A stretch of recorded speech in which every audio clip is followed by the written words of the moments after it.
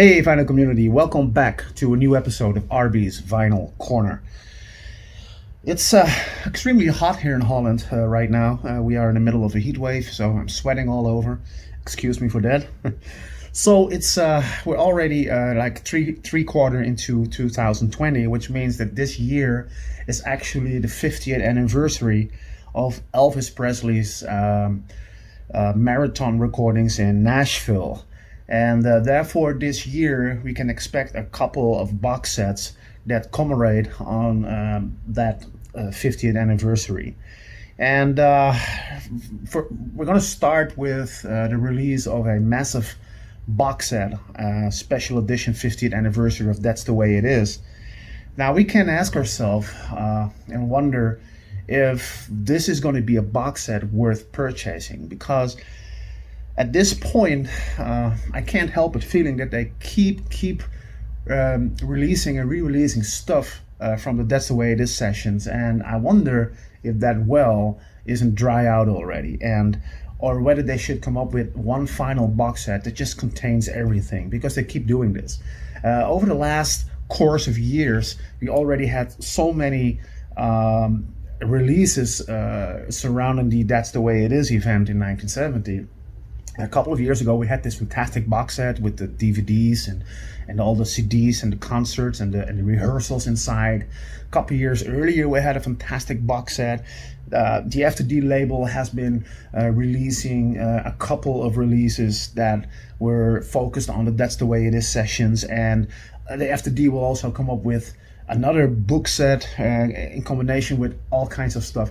So there is so many releases only for That's the Way It Is that, to be honest, I don't think that I'm gonna purchase this newest box set that is about to come out, because for starters, it's going to be very expensive. It's going to be like €250, which is an awful lot of money for a set of material of which the majority of it we already have on different other releases. So it's going to be, for me, I wonder if this is going to be the point where I'm going to say, I'm not going to just buy everything they release which bears Elvis Presley's name and keep spending a lot of money on that, because, to be honest, this one is I think this is a little bit too much money for probably just a little bit of material you don't have in combination with a lot of stuff you already have. Now, that isn't enough. They're also gonna come up with another box set this year. It's announced for a release in November of this year, which is called From Elvis in Nashville. And that's going to be a 4 CD box set that's going to focus on those marathon Nashville sessions of June 1970 that would bring us albums as Love Letters from Elvis and That's the Way It Is and Elvis Country. Classic albums, if you ask me. That's the Way It Is and Elvis Country are among the very, very best Elvis Presley albums ever to be released. And if you are a careful follower of my channel, you've probably seen my video on the 5 essentials, I think are the 5 essential studio albums of Elvis. And I mentioned That's the Way It Is there. But it could easily be swapped with Elvis Country, because that's simply a massive classic album that should be on the shelf of every music lover, country music lover, or Elvis Presley fan. Where Love Letters from Elvis is basically a song of leftovers from that session, and it actually also feels like that, because this album in quality can nowhere be compared to That's the Way It Is or Country. It cannot even stand in its shadow.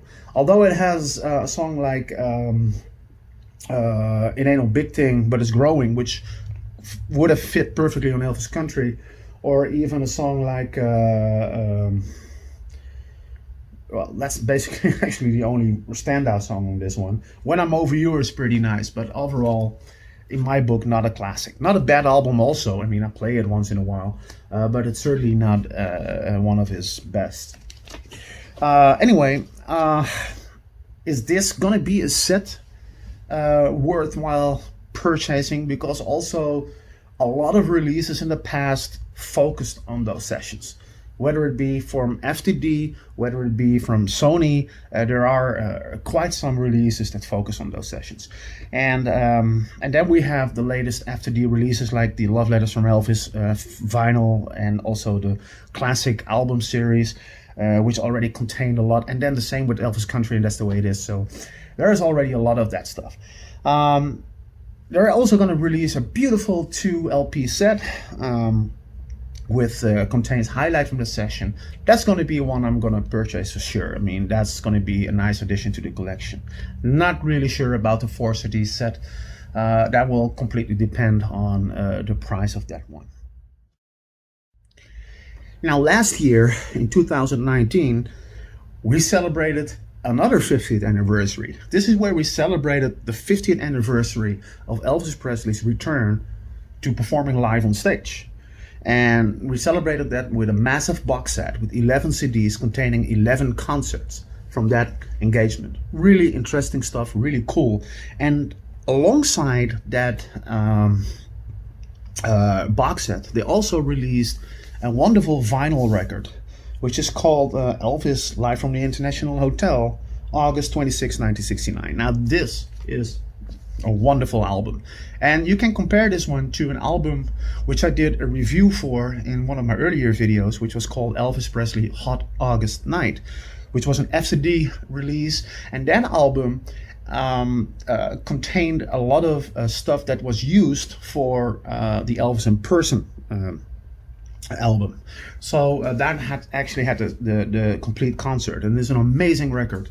And this one is really very similar to that. Actually, that Hot August Night show is also contained in that 11 CD box set they released last year. But that's also the thing with these shows. If you would play all 11 shows one after another, they're actually all very similar. They're all almost the same and identical. The set list is the same. He makes the same jokes all over on exactly the same spots.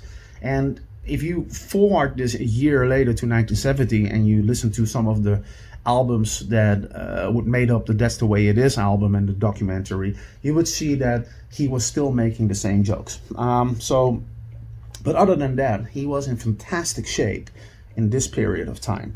The show was really, although the set list was always the same, with maybe 1 or 2 songs he would swap around sometimes, but he would focus actually on his beginnings, on his 50s material, and then he would also play a lot of songs from his newest albums. And that was the thing in the early 70s and the late 60s. He would really focus also on his newest releases, something that he would not continue doing throughout the 70s.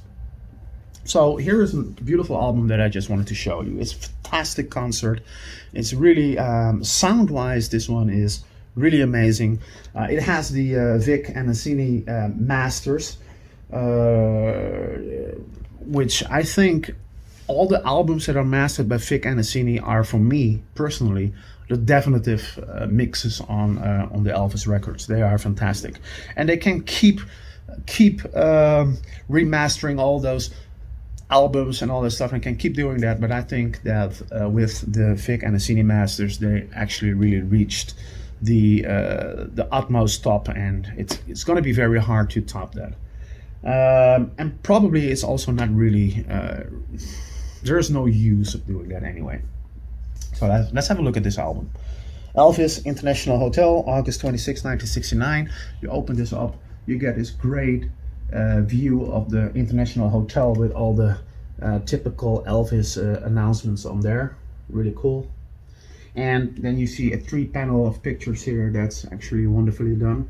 Elvis and his guitar, completely love it.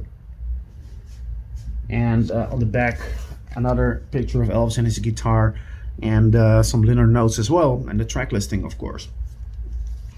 It doesn't come with a booklet or something, and it's beautiful black vinyl. And I can't stress enough how great this album sounds. The sound quality of this is truly amazing. I can't say this enough. Every time when I see this label, because in more recent releases they also use the blue label, But every time when I see this orange label, it gives me a sense of nostalgia. And it immediately get a flashback to my youth when I was playing my father's records. I love that orange label. I don't know why. It triggers so much memories for me that I really completely love this. It's a great album. Again, the content of this, what would have been interesting if they could come up with a release where they're gonna come up with the first show of this engagement.